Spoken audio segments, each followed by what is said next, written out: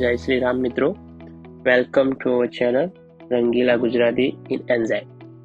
આજે આપણે ન્યુઝીલેન્ડના ઓકલેન્ડમાં આવેલા એક ખૂબ જ આકર્ષિત એવા મેંગ્રી બ્રિજની મુલાકાત લેવા જઈ રહ્યા છીએ. તો ચાલો મિત્રો, આજે આપણે મેંગ્રી બ્રિજ જઈએ. તમે મેંગ્રી બ્રિજ જોઈ શકો છો. આમાં એક ઇન્ફોર્મેશન સાઇટ છે જેનું નામ ઓકલેન્ડ કાઉન્સિલ દ્વારા મૂકવામાં આવ્યું છે, જેમાં બધી જ માહિતી આવેલી છે.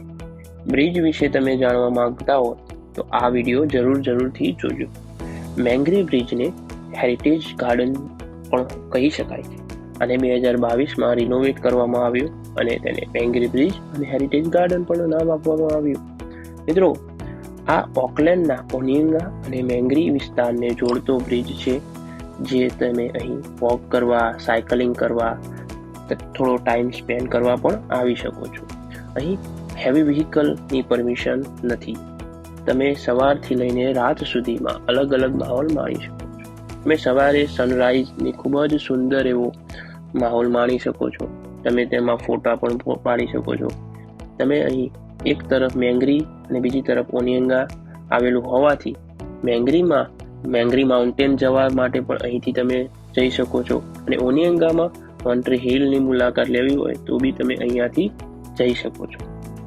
દરિયો ખૂબ જ નજીક આવેલો છે, તો તમે ત્યાં તેની હવાનો માહોલ પણ માણી શકો છો અને ટાઈમ સ્પેન્ડ કરી શકો છો. આ એક મોનુકાથી ઓકલેન્ડ સિટી તરફ જતો બીજો પણ મોટરવે તમને દેખાય છે, જે તમે અહીંયા આવવું હોય તો એ મોટરવેની એક્ઝિટ 13 લઈને તમે અહીં આવી શકો છો. આ બ્રિજનો અલગ કન્સ્ટ્રક્શન પણ કરેલું છે, જે તમે ઇન્ફોર્મેશન સાઇટમાં જોઈ શકો છો. અહીં બોટ કરવા માટે બોટિંગની પણ સુવિધા છે. જો તમારી પાસે પ્રાઇવેટ બોટ હોય તમે અહીંથી બોટને દરિયામાં લઈ જઈ શકો છો. અહીં ખૂબ જ એવા પોપ્યુલર એવા ડ્રેસમાર્ટ પણ નજીક છે. જો તમે અહીંયા કોફી અને ચાની મજા માણ્યા પછી તમારે ત્યાં શોપિંગ કરવા જવું હોય તો પણ તમે જઈ શકો છો. આઈ હોપ તમને આ ઇન્ફોર્મેશન કામમાં આવી એવી હું આશા રાખું છું. તો ચાલો મિત્રો, આપણે એક બીજા વિડીયોમાં અને બીજી વાત સાથે મળીએ. જય શ્રી રામ.